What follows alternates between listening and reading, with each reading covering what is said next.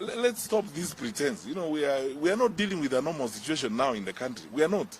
Rekero liberera ria gisiasa riabeire rigucaga korekana aiga Kenya bocio bw'ekikura cy'umwaka ogocha nigo abarai ao besokirie na kugikiria chibura buru ekyo cyarorokanite rituko ria igoro ime omuchie Homa Bay kagukwana n'abarikia mang'ana rituko ria rero nigo mokonyi b'omurai w'ekiama kia Jubilee omusike Fred Matiang'i esokia na goteba buna nigo eserikali yanyorire ebintu byekerero ebyo bigotumeku ne serikali kumanya emiro bilio yensemo ya upinzani abo igokomanya ase baroberetie goikerana. They have acquired resources from some criminal groups in the nation country, and they are accessing social media accounts of opposition leaders.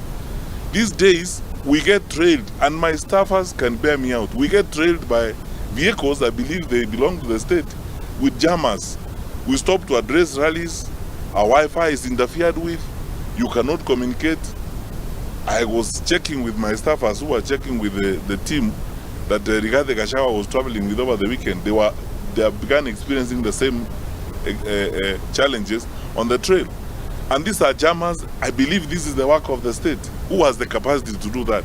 Kolengana no musike Matiang'i ni gateba buna eserikali nigo yabereke guchakia obutumeki bw'ekiribura buru abo igo emeuni elioko kosereri baria bare ase ensemo yokwamiriria eserikali.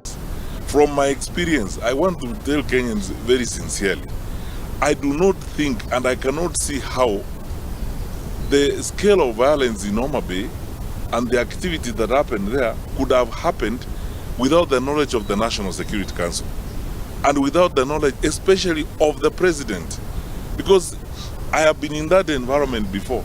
The president receives executive intelligence briefings wherever he is, even if he is in Greenland or attending the UN General Assembly. Such intelligence information is gathered and the president is briefed very regularly.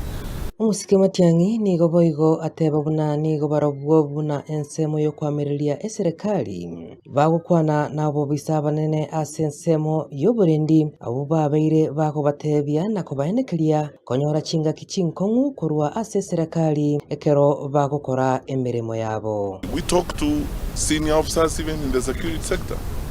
They are demoralized, they are so frustrated.